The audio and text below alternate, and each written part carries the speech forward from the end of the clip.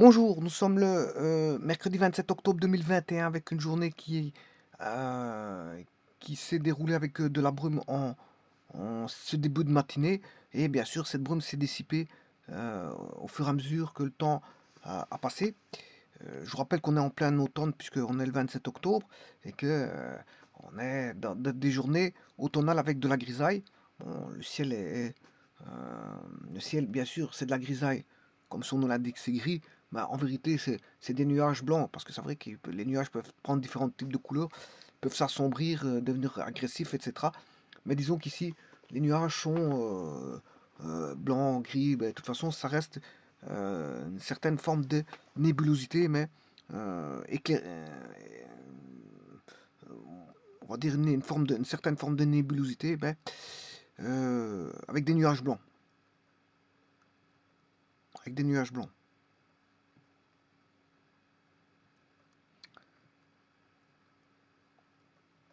Alors, on est en plein milieu de l'automne avec la chute des feuilles, bien sûr.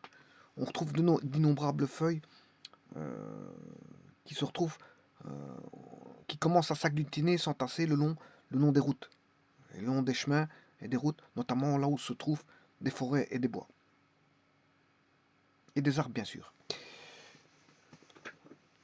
Voici un énoncé. On demande à quelle fonction de R dans R peut ou peuvent correspondre le graphe que vous voyez euh, dessiné, qui est une forme de V. Alors pour répondre à cette question-là, attention. Pourquoi? Il faut faire très attention à ce genre de questions, parce qu'il est marqué à quelle fonction. À quelle fonction peuvent. Ça, c'est la premier indice.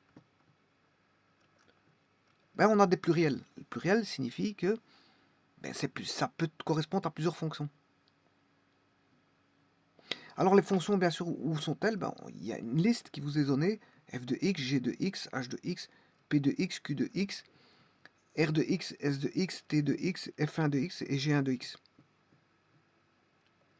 Donc on a une série de 1, 2, 3, 4, 5, 10 fonctions. Et la réponse peut être plusieurs fonctions. Alors comment savoir que c'est plusieurs fonctions? Ben, c'est noté au pluriel dans l'énoncé. L'énoncé vous met la puce à l'oreille comme quoi il y a plusieurs réponses. Ça, c'est la première chose. La seconde, c'est qu'on a des cases à cocher. La case à cocher, c'est un choix multiple. On peut en cocher plusieurs. Donc, vous voyez qu'il y a euh, deux indices qui vous permettent de voir qu'on a plusieurs fonctions qui peuvent répondre. C'est pas dit qu'il y en a plusieurs, mais en tout cas, il faut visiter toutes les fonctions, les traiter les unes par rapport aux autres, les comparer et bien sûr se dire euh, lesquelles sont valables ou laquelle est valable. Parce qu'il peut y avoir plusieurs réponses ou une réponse. C'est pas parce qu'ils vous disent qu'il y a plusieurs fonctions qu'il y a forcément plusieurs fonctions. On peut en avoir une seule. Un choix multiple, on peut avoir plusieurs choix, mais on peut avoir qu'un choix là-dessus. C'est pas dit que voire zéro choix. Ah, on n'a pas toujours un choix. Hein. Bon, il y a des questions, vous demandent de faire un choix, mais voilà, c'est un choix multiple, mais s'il n'y a pas de réponse dans la liste, bah, il n'y a rien à cocher.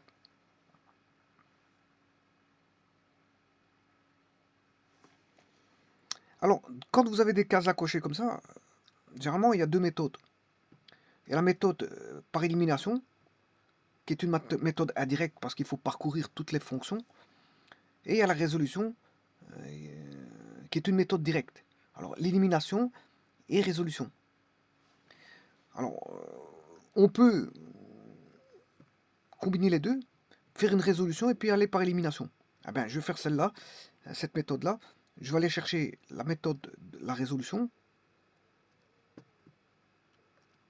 et procéder par élimination. Alors pourquoi procéder par élimination? C'est obligatoire, c'est pour ne pas en oublier une. Parce que si vous oubliez une fonction ici à cocher, ben vous avez des points moins.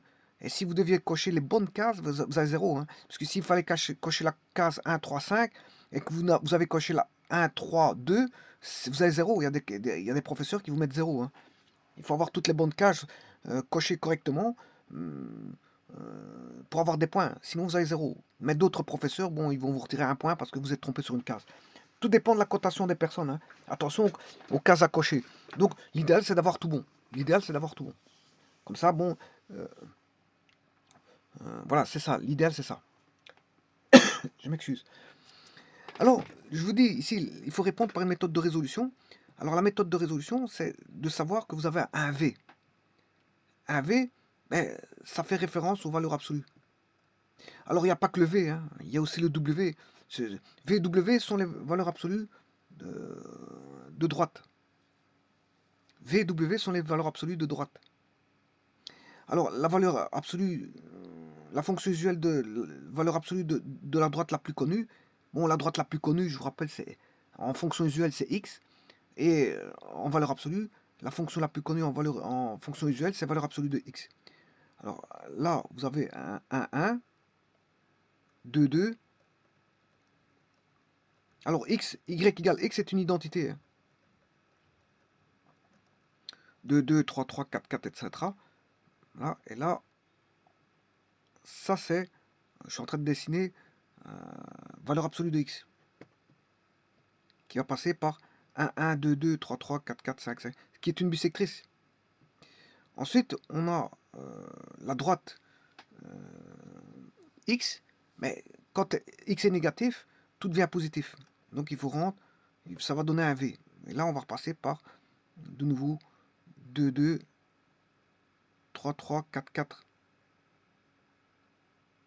5, 5.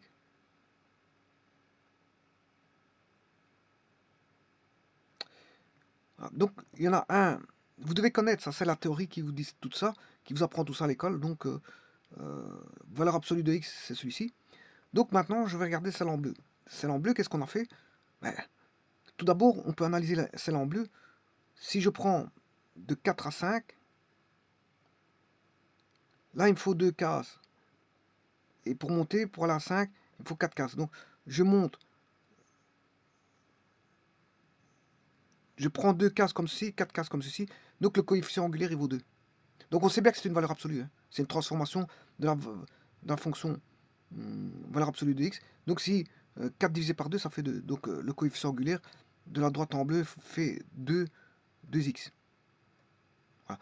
Mais maintenant, si vous voulez faire par les études de les fonctions usuelles, ben, si je prends un point quelconque, je prends ici un point quelconque, hein, en 1. Alors quand vous aviez 1 ici, pour la valeur absolue de x, mais pour la suivante, là ici, vous avez 2. Ça veut dire qu'on a multiplié par 2, les ordonnées ont été multipliées par 2. Voilà. Et puis tout a été décalé. On a décalé tout de une unité. Donc c'est 2x plus 1. Voilà. Alors maintenant, je vais regarder dans tout ce tas, s'il y en a un qui fait 2x plus 1. A, B, C, F, G, H, P, Q, R, S, T, F1 et F2. Voilà. Il n'y a rien de tout ça. Il n'y a rien de tout ça.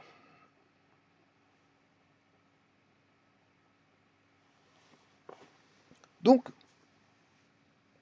elle est cachée autrement. Alors, se dire c'est pas parce que cette fonction-là n'est pas présente que...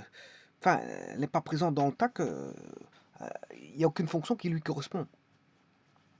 Et c'est pour ça que je vous ai dit que c'est une méthode indirecte. C'est une méthode indirecte qui doit aller par élimination. Donc ici, j'ai fait la méthode directe. Vous avez bien vu qu'en méthode directe, j'ai pas la réponse. Il n'y a aucune réponse qui rejoint... Voilà, qui rejoint la méthode directe. La méthode directe donne 2x plus 1. Alors la méthode directe, qu'est-ce que c'est? C'est l'usage des fonctions, manipulation des fonctions usuelles. La technique, c'est manipulation de fonctions usuelles.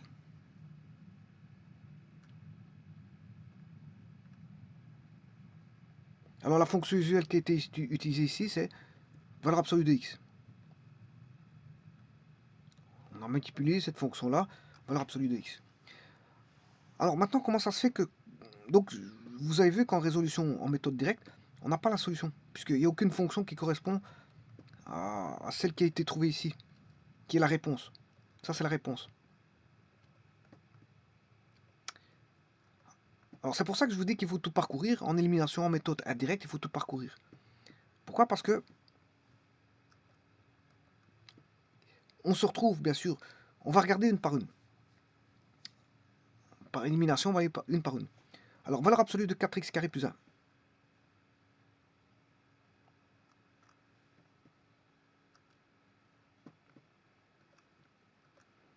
Alors, valeur absolue de 4x carré plus 1. Ouais. Le 4, je peux le sortir de la valeur absolue. X carré plus 1.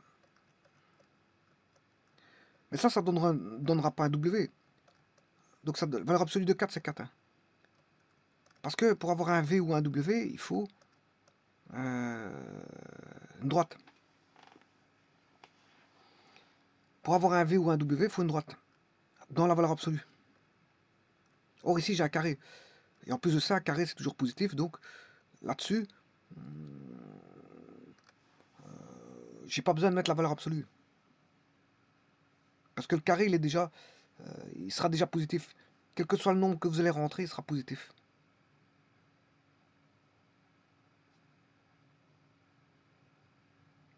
Donc ça, c'est une opération qui est superflue, le fait de mettre la valeur absolue ici. Parce que le carré va mettre positif, donc il sera d'office positif. Donc c'est la même chose. Et donc ça, c'est une parabole. Vous aurez remarqué que c'est une parabole. Donc ça ne saurait pas être un V, mais c'est une parabole. Donc celui-ci, c'est sûr et certain qu'on peut l'éliminer. Le second, ben, c'est la même chose que la une, mais on la met au carré. Donc c'est une espèce, voilà, si vous faites ça, vous allez avoir du 4x carré au carré, plus 1, ben, vous allez avoir 16 fois du x4 plus 1. C'est-à-dire que la courbe va être, voilà, c'est une style comme ceci. Parce que vous remettez au carré une courbe comme ceci, donc elle va s'écraser comme ceci. Bon, pendant que x carré est comme ça, ben, l'autre elle va, voilà, c'est 16 fois x4. Elle va se compresser comme ceci. Et en plus c'est du quatrième degré, on ne saura pas avoir une droite avec du quatrième degré. Bon, ce qui veut dire que la seconde réponse n'est pas bonne. La troisième, c'est une droite de coefficient angulaire moins 2 d'ordonnée à l'origine plus 1. Donc on ne saurait pas, on n'a pas un V mais une droite. Moins 2 racine carrée de x carré plus 1.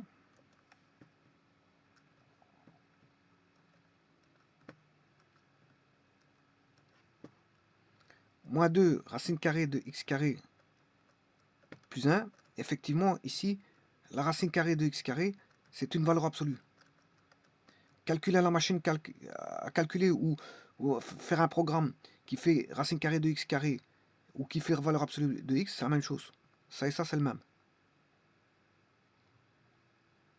Donc c'est comme si on avait moins 2 fois la valeur absolue de x plus 1. Bon, alors ça, si on fait une transformation, on a valeur absolue. On fait x2, on aura ceci. On fait x moins 2. Le problème, c'est que si vous faites x moins 2, vous allez vous retrouver en bas. Et puis, vous décalez tout de 1. Donc, elle va remonter comme ceci. En 1. Donc, ce qui veut dire que c'est sûrement pas celle-là. C'est pas celle-là parce que là, on aurait un V, mais abaissé vers le bas et remonté d'une unité.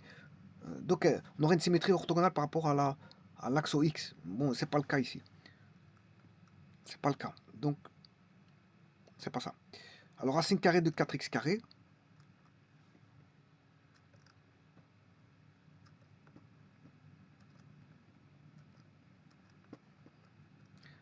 Racine carrée de 4x carré.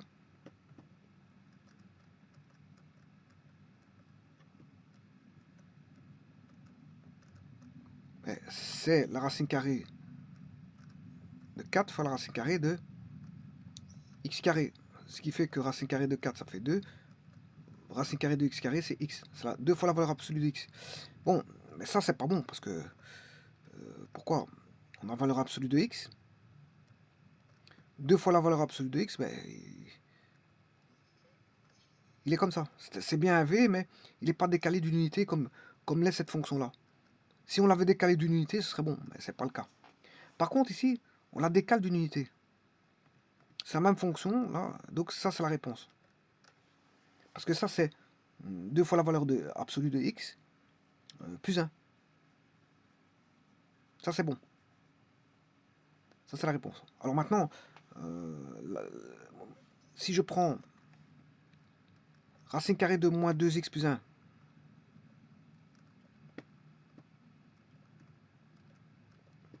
racine carrée de moins 2x plus 1, ben, ça provient d'une fonction usuelle qui est racine carrée de x. Or, racine carrée de x, c'est une fonction qui fait ceci. Voilà. Et là, vous faites une transformation. Transformation.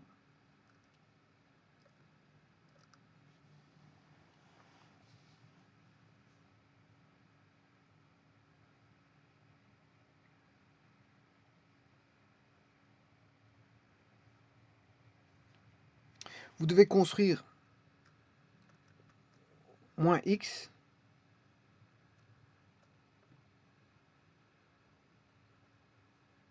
alors moins x, vous allez vous retrouver avec une fonction qui est comme ceci.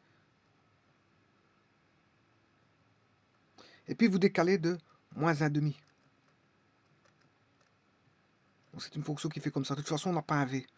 On n'a pas un v, donc il n'y a même pas besoin de discuter ça. On n'aura pas un v, puisque c'est une courbe. Ça part de racine carrée de x. En fonction usuelle. Donc voilà. Donc ça, c'est une fonction, c'est une courbe qui n'est pas un v. Alors, moins 2x plus 1 au carré.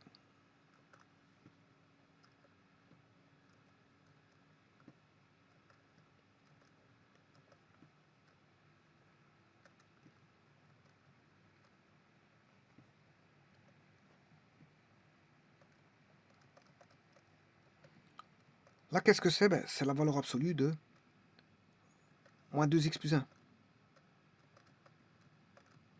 Ça, c'est bien une droite. On aura bien un v, mais ceci correspond à un décalage de la fonction de moins 1 demi. On se retrouvera ici en moins 1 demi, comme la fonction racine carrée que je viens de faire, ben, va se retrouver ici en moins 1 demi. Parce qu'on a moins 2x plus 1. Elle est décollée de moins 1 demi. Il suffit de chercher la racine. Moins 2x plus 1 égale 0. X égale moins 1. Ça fait 1 demi, je m'excuse, c'est 1 demi. C'est pas moins 1 demi, c'est 1 demi. 1 demi.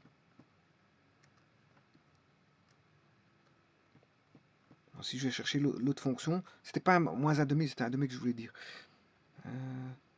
Racine carrée de moins 2x plus 1.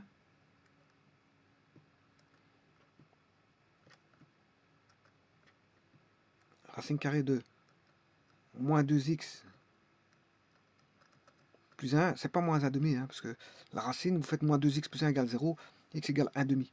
Donc ils ont tous les deux les mêmes racines, et là, ça veut dire que elles vont se retrouver comme ceci, avec aucun décollage vers le haut, pour l'une et l'autre. Parce que pour avoir un décalage vers le haut de la fonction moins 2x, j'aurais dû écrire plus 1. Là, c'est un décalage vers le haut.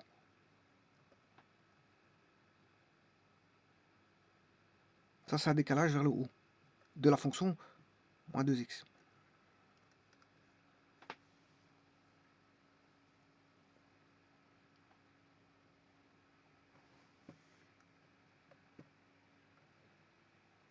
Mais on n'a pas fait ça. Par contre, il y en a un, je vais revenir en arrière.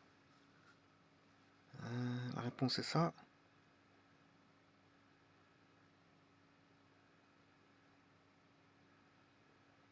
Tiens.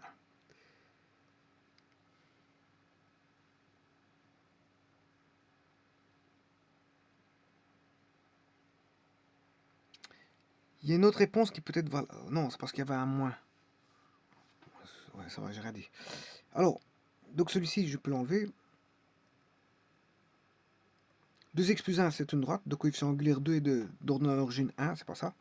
Et la dernière ici n'est pas bonne, parce que ça, c'est, encore une fois, un décalage de 1,5 vers la droite. 2x plus 1 égale 0, moins 1,5. Je m'excuse. Parce que la racine étant moins 1,5. On aura une courbe qui est en moins 1,5 ici. Voilà. Donc c'est pas la peine de... Voilà. Donc il n'y a qu'une seule qui satisfait la réponse. C'est celle-ci. Alors maintenant je vais les vérifier. Donc celui-ci il fallait l'enlever. Parce que racine carrée de 4x carré c'est valeur absolue de 4x. Alors maintenant je vais les parcourir. Je vais bien vous montrer que c'est uniquement une seule qui vérifie.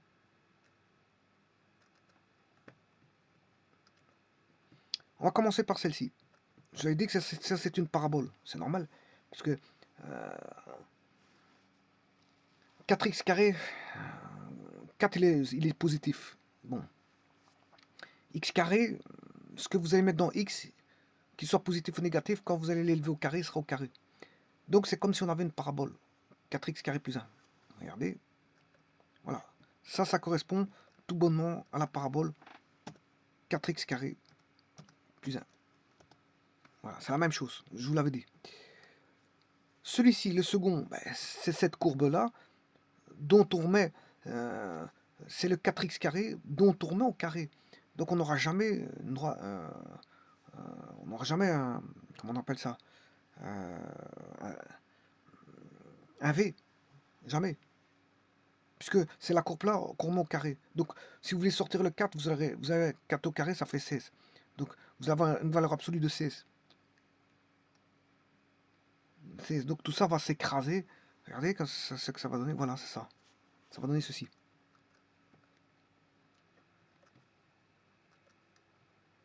Et vous voyez qu'en bas, c'est bien écrasé. Hein. En bas, c'est bien écrasé. C'est une courbe de 4e degré.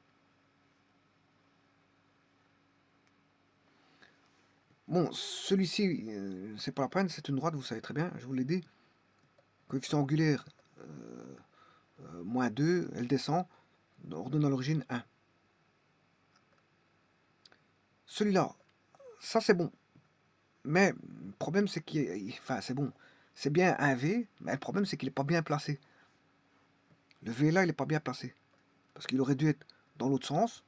euh, dans l'autre sens. Et monter. Et là, il est en. Voilà, il est en 1. Il est monté de 1. Donc ça c'est bon. Il est bien mis en 1. Ce qu'il y a, il est pas dans le bon sens. Alors, pour me mettre dans le bon sens, j'aurais dû mettre un 2 à la place du moins 2. Et donc ça correspond à 2 fois moins 2 fois la valeur absolue de x plus 1. Ça correspond à ça. Alors pour que ce soit bon, il aurait fallu avoir un 2. Là, ça aurait été bon. C'est le moins qui fait qu'on a un renversement. Voilà. C'est juste le moins. Si on avait enlevé le moins, ça aurait été la bonne réponse. Alors, racine carrée de 4x carré. Ben, ça, c'est la valeur absolue de 4x carré. C'est-à-dire, c'est la valeur absolue de 4x. 4x.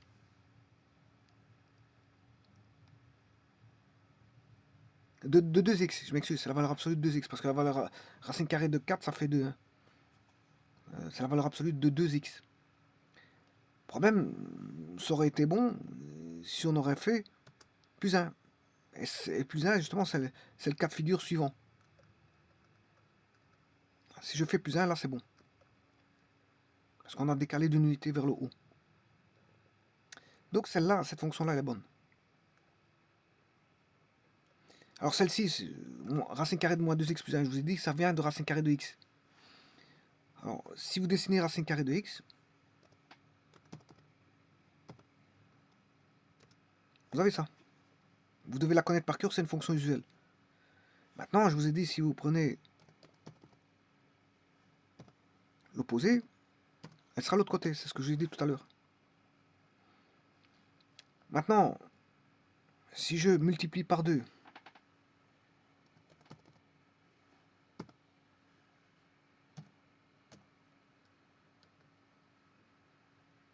voilà, ça veut dire que les x sont réduits.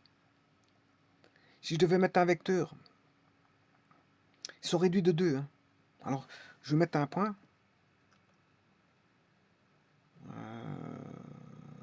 Point. Je vais essayer de le mettre en moins 4, 2. Ouais, ça, il l'a bien mis. Et celui-ci, je vais mettre en moins 2, 2. Eh bien, vous voyez que pour 2, il y en a un, il fait moins 4. Et l'autre, il fait moins 2. C'est normal, on a divisé par 2. On a divisé par 2. Alors, multiplier par... Faire 2x, c'est divisé par 2. Faire fois 4x, c'est divisé par 4. Faire fois 8x, c'est divisé par 8. Alors, les opérations sur les x, tout est le contraire. Quand on dit multiplier, en fait, on divise. Alors, dire 2x, c'est divisé. Alors, le moins, c'est parce qu'il est dans l'autre sens. Hein. Il est dans la partie gauche. Et le plus, si j'avais mis 2x, il est dans la partie droite. Moins 2x, la partie gauche. Donc, je ne manipule que dans moins 2x, le 2. On sait bien qu'il est à gauche. Hein. Quand je vous dis qu'il est divisé par 2, c'est la partie gauche à diviser par 2. Donc, c'est une manipulation en x. Et puis après, qu'est-ce qu'on fait?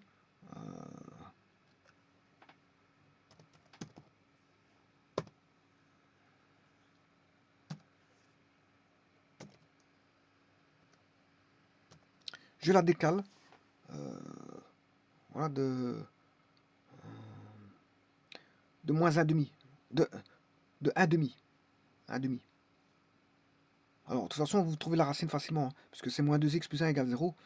Donc, moins 2x égale moins 1. Donc, 2x égale 1. X égale 1,5. Donc, vous voyez, vous la décalez de 1,5 par rapport à l'origine. De toute façon, c'est toutes des courbes. Ça ne fait pas de V. Donc, tout ça, je peux enlever.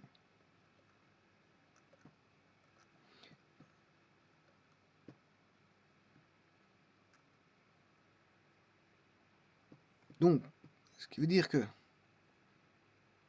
toutes ces fonctions-là ont été traitées. Elles sont toutes fausses. Celle que je viens de traiter à l'instant, c'est celle-là. Celle qui était bonne, c'est bien ce que je vous ai mis.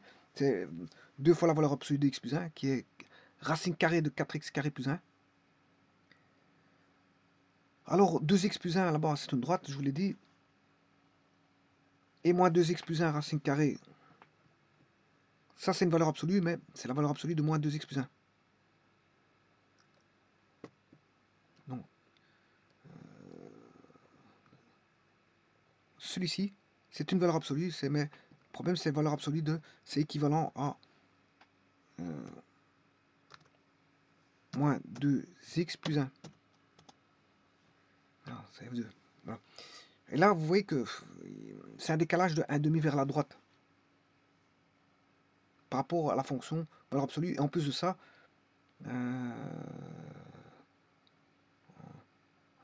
coefficient angulaire de la droite vaut 2 à droite de 1,5 et moins 2 à gauche de 1,5. Et de toute façon, il n'y a pas de décalage vers le haut. Pour avoir un décalage de ça, il aurait fallu faire plus 1.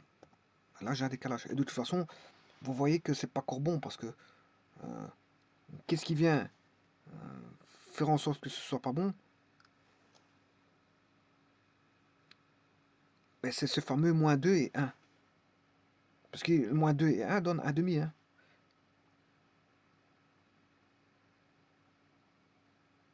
Alors si j'avais fait ceci,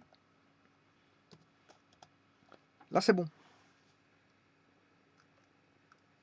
Ça c'est bon, ça redevient bon.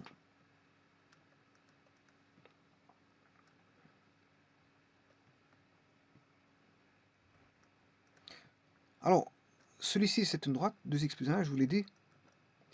Et valeur absolue de 2x plus 1, ben, c'est pas bon parce que c'est un peu la même chose. Hein, on n'a pas décalé vers le haut. Hein. Il aurait fallu décaler vers le haut. Et en plus de ça, c'est pas valeur absolue de 2x plus 1, mais c'est valeur absolue de 2x. Je referme la valeur absolue, puis plus 1. Alors, je ferai une petite remarque. Là, vous aurez compris que valeur absolue de 2x plus 1, c'est différent de valeur absolue de 2x plus 1.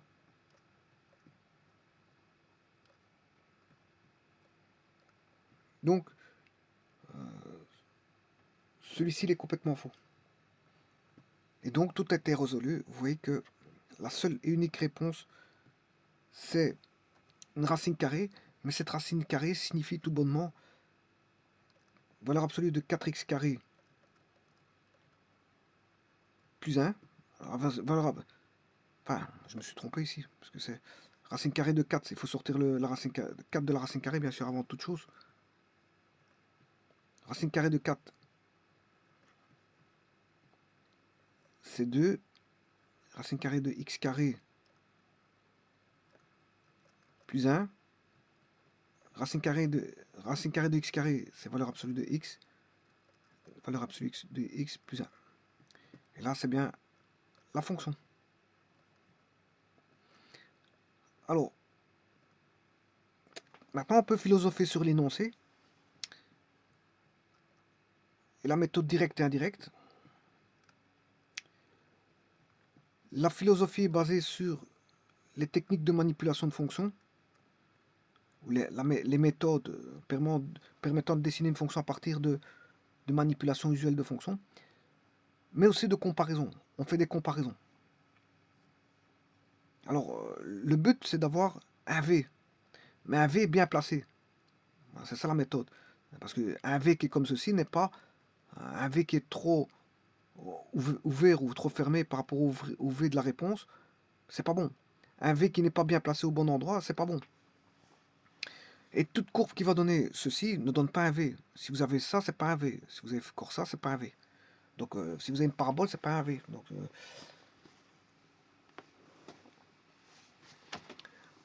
et c'est surtout que un V peut provenir de racine carrée. C'est surtout ça. Donc, ils vous ont pas donné directement la fonction sous forme de valeur absolue, mais ils vous ont donné des racines carrées. Ils vous ont donné des racines carrées. Et c'est à vous débrouiller pour essayer d'identifier la bonne fonction. Bon, donc ça veut dire que il faut aller par une méthode indirecte et les visiter toutes une par une, et de leur faire pratiquer chacune des manipulations de fonctions, de manière à éliminer celles qui ne sont pas valables et de regarder celles qui ressemblent à un V et qui sont bien positionnées, qui ont les bons coefficients angulaires. Alors à partir de là, vous aurez la bonne réponse, mais sachez qu'ils n'ont pas donné une réponse directe qui est valeur absolue de 2x plus 1, mais ils ont donné une racine carrée qui est 4x carré plus 1. Alors ça prend du temps de faire ça. Ça prend du temps. Hein. Ne croyez pas que ça prend 2 minutes. Hein. Ça prend pas 2 minutes parce qu'il faut toutes les tester une par une. Bon, certains vont très vite pour faire ça, mais c'est bon, ils ont tapé aussi un petit peu. Ils ont été à la va-vite. Hein. À la va-vite, ils ne sont pas sûrs de ce qu'ils font. Ils se disent, bon, si c'est bon, c'est bon. Si c'est mauvais, c'est mauvais. S'ils en ont oublié, ils s'en foutent. Mais il y a des examens, je vous dis, si vous en oubliez une seule, vous avez 0. Hein. Quoique toutes les restes, toutes celles que vous avez mises étaient bonnes. Il suffit d'une pour que certains professeurs vous mettent 0. Donc ça veut dire que là, vous devez être consciencieux dans les réponses que vous allez donner. Et ne pas omettre l'une ou l'autre réponse, parce que ça pourrait être préjudiciable pour la cotation de votre exercice. Et donc, bon, mais certains, qu'est-ce qu'ils font, ils font ça là-bas vite. Pourquoi? Parce que bon, ils se disent, bon, si c'est ça, tant mieux, si c'est pas ça, ben tant pis. Voilà, mais ça va pas comme ça, parce que normalement, un exercice, on réfléchit correctement. Et le problème, c'est qu'il faut laisser le temps de la réflexion, c'est-à-dire qu'il faut mettre un timing qui doit être raisonnable aussi, parce que si c'est pour mettre un timing qui est irraisonnable, on ne trouve pas ça tout de suite. Hein. Toute réflexion nécessite du temps de réflexion, donc le temps de réflexion, il faut quand même donner du temps de réflexion, sinon c'est des examens qui riment à rien. Certains examens, voilà, compresse le temps de réflexion et fait en sorte que bon, ça rime à rien, parce que bon, à ce moment-là, la personne va répondre à la moitié, toutes les personnes vont répondre à pas plus de la moitié, donc ça rime à un examen qui n'a aucun sens, hein. On n'a pas mesuré les compétences comme ça d'une personne, hein, en lui donnant un minimum de temps de réflexion. Ça ne sert pas comme ça, hein. On ne réfléchit pas à la va-vite comme ça se passe pas comme ça. La réflexion, il faut se donner aux élèves qui font des examens un certain temps de réflexion, parce qu'au-delà de ça, je veux dire, bon, c'est du n'importe quoi. C'est du n'importe quoi. Je sais même pas ce qu'on veut mesurer quand on donne pas le temps de réflexion, puisque en fait, un examen, s'il y a 4 questions qui sont quand même conséquentes, ben, il faut donner le temps de réfléchir sur les 4 questions. C'est pas que, voilà, on se dit pas que l'élève va répondre très vite. Non, ça va pas comme ça, parce que des réflexions qui demandent quand même, euh, qui demandent du temps pour manipuler les fonctions usuelles, pour, dans ce cas-ci, manipuler les fonctions usuelles, faire les comparaisons, et extraire euh, euh, euh, voilà, la bonne réponse par rapport aux réponses qui ne sont pas valides ou valables. Donc ça nécessite un certain temps de faire ça. Donc quand je vois qu'il y a 40 questions à répondre, bon, et que ça prend du temps pour répondre à une question pareille, bah, je veux dire, bon, ça se poser des questions ensuite sur ceux qui font les examens. Bon, s'ils veulent un examen basé sur du n'importe quoi, ben, ils auront du n'importe quoi. C'est-à-dire qu'ils auront la moitié des gens qui n'auront pas répondu à la moitié des questions. C'est comme ça, parce que si vous ne laissez pas le temps, vous mettez 40 questions, déjà 40 questions c'est fatigant. 40 questions, ça induit une fatigue vis-à-vis de n'importe quelle personne, hein, je vous le dis tout de suite. Bon, faire sortir d'un examen de 40 questions qui demande du raisonnement sur toutes les questions, je vous prie de me croire que la personne, quand elle est sortie de là, bon, elle est fatiguée. Elle est fatiguée. Donc c'est pour ça qu'il faut quand même rester raisonnable. Et je pense aux professeurs qui doivent être raisonnables à donner un temps convenable aux examens. Quand je dis temps convenable, c'est-à-dire limiter les questions. Ou si c'est des questions faciles, bon, mettre plus de questions, mais à ce moment-là, je veux dire, ne pas mettre 50 000 questions non plus. Bon, à un moment donné, il y a aussi les limites. Toute personne va être fatiguée vis-à-vis des questions, hein. Si je prends une personne que je lui donne 20 questions à faire, je vous prie de me croire qu'après 10 questions, il sera fatigué. C'est comme ça. C'est comme ça. Bon, on peut pas aller à l'encontre de ça. Euh, et bien sûr, parce que c'est le cerveau qui est comme ça. Le cerveau, il est comme ça, il se fatigue.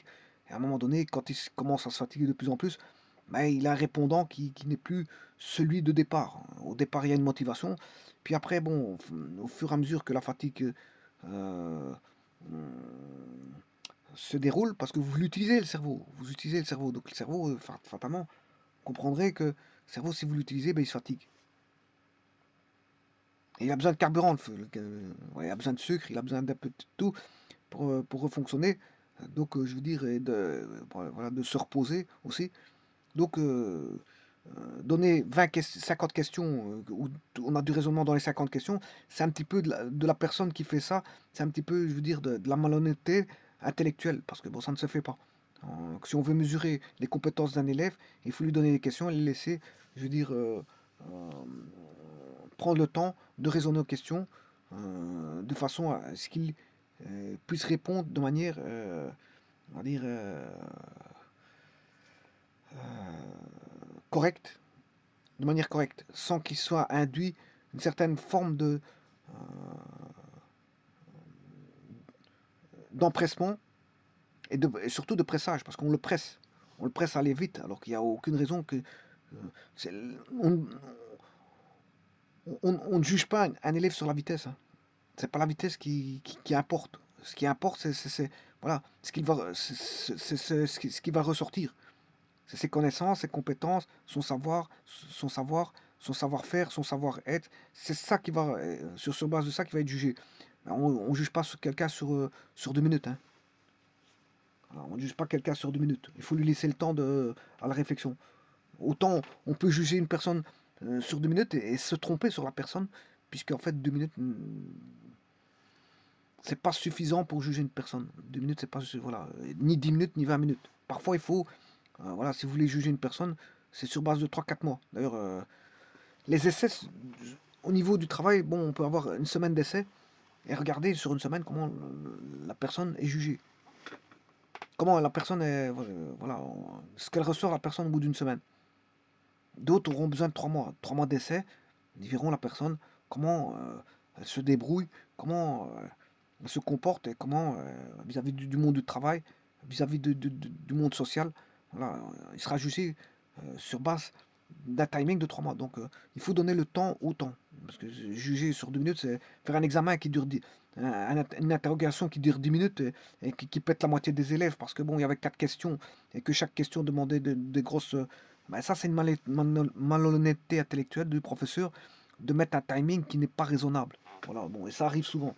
Ça arrive souvent, je ne sais pas pourquoi, mais bon, euh, certains profs ont peur que certains élèves ont des 20 sur 20 partout, mais ça n'a aucun sens. S'ils ont 20 sur 20, c'est qu'ils ont bien travaillé. Voilà. Je vois pas pourquoi ils peuvent pas avoir 20 sur 20. Hein. Bon, on voit souvent des échecs et certains professeurs sont contents des échecs, mais ça se passe pas, ça ne devrait pas se passer comme ça. Il faut juger correctement, normalement, et déraisonnablement, sans, avec de l'honnêteté intellectuelle et pas la malhonnêteté intellectuelle, parce qu'on peut buser tout le monde et de se dire, ouais, bon, ils ont été busés, ils ne connaissent rien. Bah ouais, ils ne connaissent rien, c'est normal. Si on a donné un temps qu'il ne fallait pas ou des exercices très complexes qu'ils n'ont pas vu en classe ou des choses pareilles, bon, on peut manipuler, je veux dire, un examen. Hein. Je veux dire, on peut faire rater qui on veut. Hein. Même un professeur, on peut le faire passer un examen, on fait rater. Parce que l'exercice était hyper compliqué pour un professeur. Oui, ça existe. Hein. On peut buser un professeur peut se faire buser par un examen, hein. Il peut repasser un examen, bon, il peut se faire buser si on lui donne des exercices qui, je veux dire, ressortent d'un certain cadre, mais le type, il ne saura pas faire l'exercice, mais on va le juger en disant, bon, il connaît rien. Bah, ça va pas comme ça. Ça va pas comme ça du tout. Ça va pas comme ça du tout. Voilà, c'est pour ça que je dis qu'il faut ne pas éviter toute malhonnêteté intellectuelle, il faut rester raisonnable. Parce qu'on peut bloquer qui on veut, hein. Je l'ai toujours dit, on peut bloquer qui on veut. N'importe, même un professeur peut être bloqué. Il suffit que, je veux dire, on ressort un exercice qui sort du cadre, qui est très compliqué. Le gars, il n'a jamais vu ça et voilà, il ne s'est jamais intéressé à cette matière-là des mathématiques. Mais voilà, le gars, il va rester, voilà, il va rester, je veux dire. Et les maths, c'est immense, hein. Enfin, il n'y a pas que les maths. Bon, tout le domaine scientifique, tout est immense, immense. Donc, voilà, on ne peut pas tout connaître non plus. Hein, voilà. Donc, c'est pour ça que je vous dis, il faut rester raisonnable quand on fait un examen. Il faut laisser le temps aux élèves de répondre aux questions et pas donner 50 questions et leur dire de répondre tout de suite parce qu'il faut réfléchir. Il faut réfléchir, surtout par une méthode indirecte, par élimination. Il faut prendre au cas par cas. Et au cas par cas, c'est une étude, c'est du temps parce qu'il faut s'occuper de chacune des fonctions. Je vous remercie.